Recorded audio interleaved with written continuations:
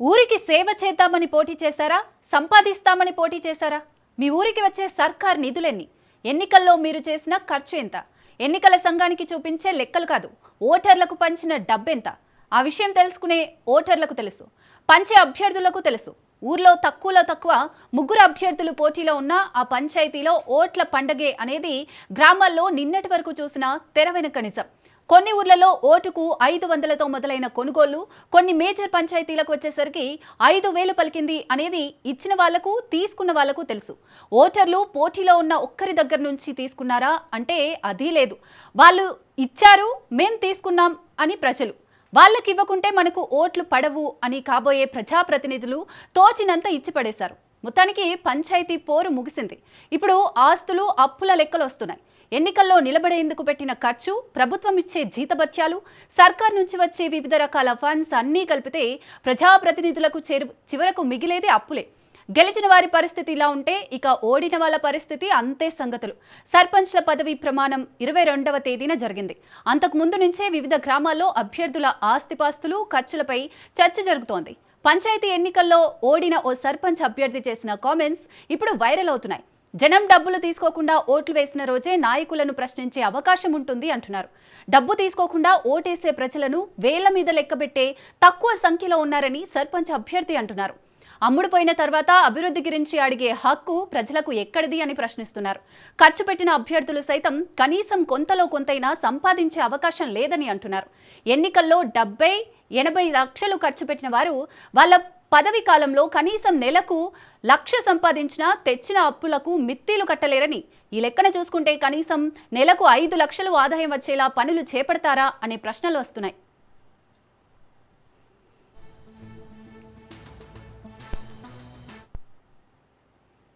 Right, ఇక ఇదే విషయానికి సంబంధించి మరిన్ని డీటెయిల్స్ మా ఇన్పుట్ ఎడిటర్ శ్రీకాంత్ అందిస్తారు. Srikanth, over to you. Sri, good afternoon. So అంటే జనరల్గా అయితే గెలిచిన అభ్యర్థుల పేరు ప్రచారంలో ఉంటుంది, గెలిచిన అభ్యర్థులు ట్రెండింగ్లో ఉంటారు.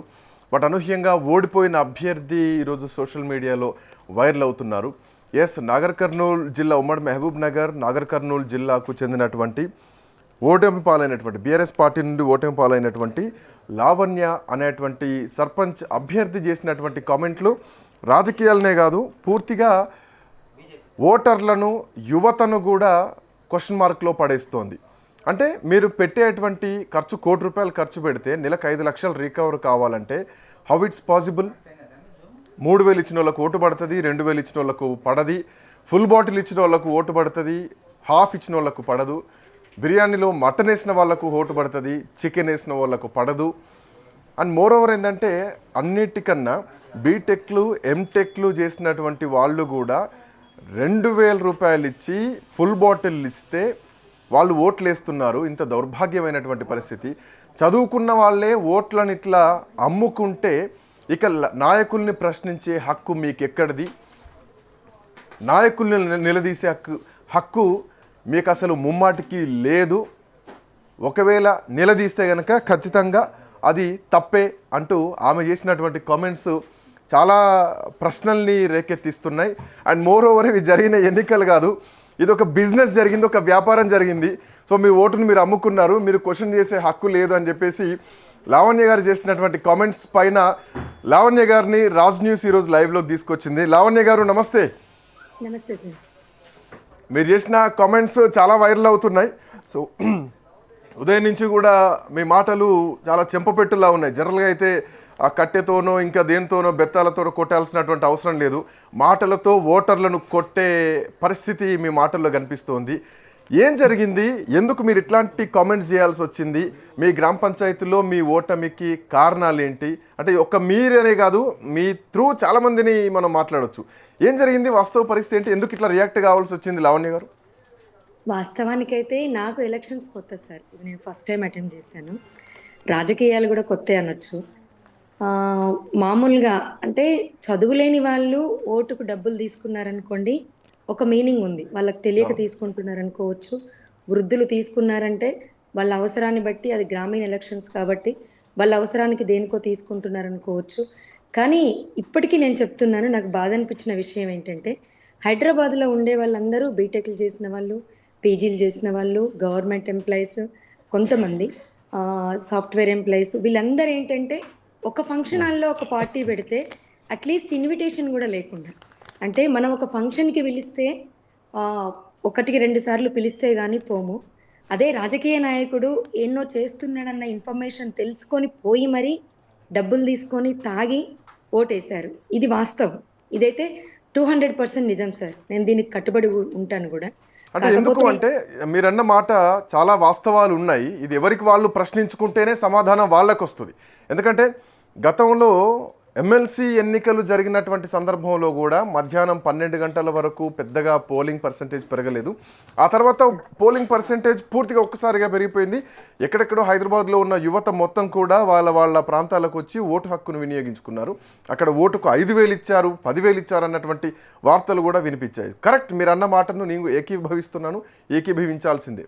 యువత ఉద్యోగాల కోసం నిలదీసే పరిస్థితి నుంచి ఓట్ల కోసం డబ్బులు అడుక్కునే పరిస్థితికి వాటికి కూడా నిలదీసేటువంటి పరిస్థితులు వచ్చాయి.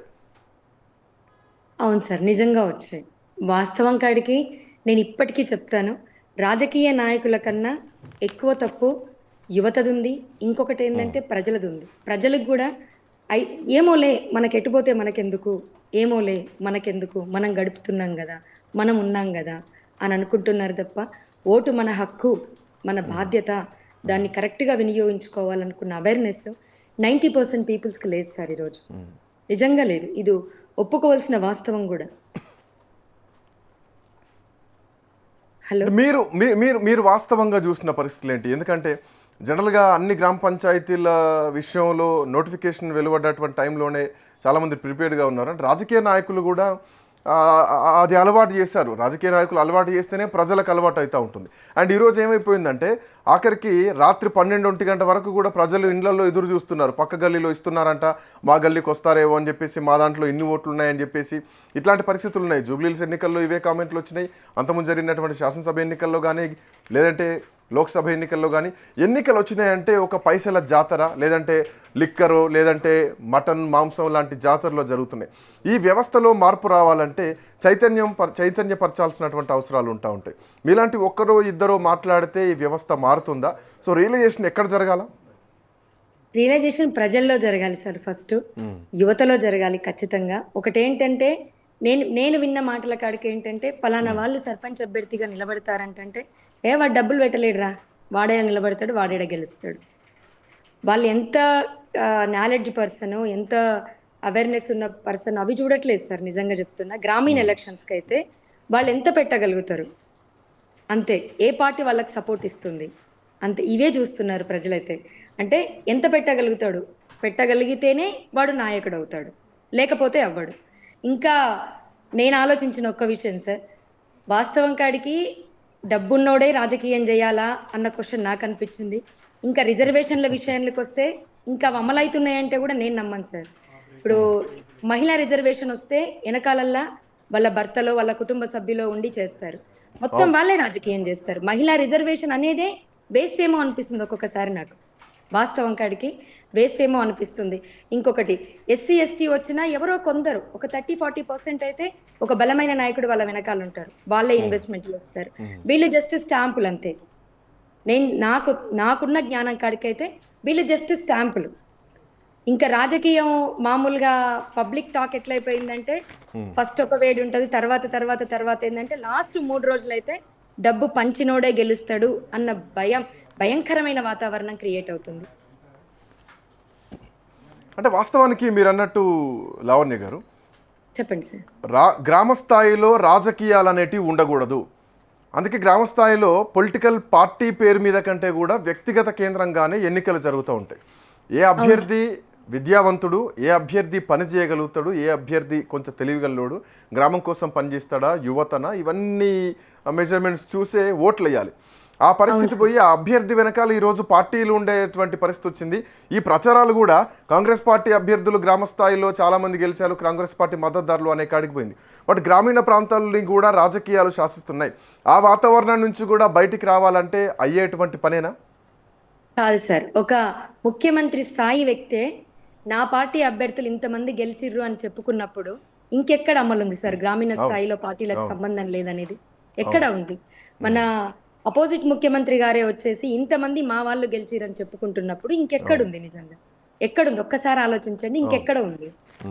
వాళ్ళే చెప్తున్నారు, మా అభ్యర్థులు ఇంతమంది గెలిచారు, ఇంతమంది మొలకెత్తుకొచ్చారు, మీ దమ్ముంటే ఏం చెయ్యండి, ఇది చెయ్యండి, అది చెయ్యండి అని మాట్లాడుతున్నప్పుడు ఆ స్థాయి వ్యక్తులే అనుకున్నప్పుడు సామాన్య ప్రజలకు ఏమర్థమవుతుంది?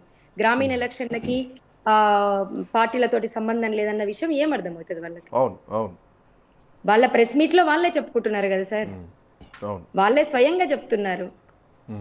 రిజర్వేషన్లు మా పార్టీకి అనుకూలంగా ఇస్తామని చెప్తున్నప్పుడు నాకు నవ్వొచ్చింది నిజంగా. అనుకూలంగా సర్పంచ్ ఎలక్షన్లు కానీ జెడ్పీటీసీ కానీ రిజర్వేషన్లు మేము మా పార్టీకి అంటే 42% రిజర్వేషన్లు మా పార్టీలో ఇస్తాము అంటే నాకు అనిపించింది. ఇంకేం చెప్తాను సార్, ఒక్కసారి ఆలోచించండి మీరే. పాయింట్. అవును. ఎనీవే అంటే ఫైనల్గా ఒకటి లావణ్య గారు, మీరు ఓడిపోయినా కానీ ఓటమిలోంచి వచ్చినటువంటి భావోద్వేగంతో మాట్లాడినా కానీ మీ మాటలు మాత్రం మీ నైతిక గెలుపును ప్రదర్శిస్తున్నాయని చెప్పడంలో ఎట్లాంటి సందేహం లేదు. సో ఆ ప్రజల్లో మార్పు రావడానికి మీ మాటలు బహుశా ముందు ముందు తరాలకు ఈ యువతకు కూడా ఉపయోగపడాలనే మనస్ఫూర్తిగా కోరుకుంటున్నాం. బట్ మీ గొంతు మాత్రం ఆపకుండా ఈ యువతను ప్రశ్నిస్తూ ఎంతో కొంత ఈ మార్పులో మీరు కూడా భాగం అవ్వాలన్నదే పాయింట్. ఒక్కటైతే చెప్తాను సార్, దేశం మారుతుందో లేదో నాకు తెలియదు, రాష్ట్రం మారుతుందో లేదో నాకు తెలియదు, కానీ నా ఊరైతే ఖచ్చితంగా మారుతుంది సార్. ఖచ్చితంగా నా ఊరిని మారుస్తాను. ఓటు ₹1 లేకుండా, ఒక కోటర్ సీసా లేకుండా కరెక్ట్గా రాజ్యాంగం రూపొందించిన విధానంగా నా ఊర్లో ఎలక్షన్స్ అమలు అవుతాయి సార్, ఖచ్చితంగా అవుతాయి. ఇంకొక చారుకుంట గ్రామం అన్నారు కదా? అవును సార్. రైట్, డెఫినెట్లీ ఆ రోజు రావాలనే కోరుకుందాం. ఆ రోజు వచ్చిన రోజు మీతో ప్రత్యేకమైనటువంటి ఇంటర్వ్యూ కూడా తీసుకుంటున్నాను. ₹1 కూడా ఖర్చు కాకుండా చారుగొండ అనేటువంటి గ్రామంలో నాగర్ కర్నూలు జిల్లాలో ఎన్నికలు జరగాలి. ఒక్క నాగర్ కర్నూలు ఒక చారుగొండే కాదు, అసలు డబ్బులు తీసుకోకుండా ఎన్నికలు జరిగితే బహుశా అట్లాంటి వ్యవస్థ, అట్లాంటి ప్రజాస్వామ్యం దేశంలో రావాలనే కోరుకుందాం. Thank you so much Lavanya గారు, thanks for joining. Thank you sir. Yeah, so ఇది లావణ్య గారు చేసినటువంటి కామెంట్స్. ఆమె బీఆర్ఎస్ పార్టీ తరఫున బీఆర్ఎస్ పార్టీ అభ్యర్థిగా భరోసాతో పోటీ చేసినా కానీ అక్కడ కాంగ్రెస్ పార్టీ బలపరిచినటువంటి అభ్యర్థి గెలిచిన తర్వాత మందు, మద్యానికి లేదంటే బిర్యానీలకు లొంగిపోయి డబ్బులు తీసుకొని ఓట్లు వేసేటువంటి వ్యవస్థ ఉంది. పనిచేసే వాళ్ళను గుర్తించాలి, ప్రజలకు పనికొచ్చే వాళ్ళను గుర్తించాలి, ఈ వ్యవస్థ మారాలి, డబ్బులకు ఓట్లను అమ్ముకోకూడదు అని వాళ్ళే కాదు అందరం చెప్పాల్సినటువంటి మాట. Anyway that's all for now. Thank you Siri.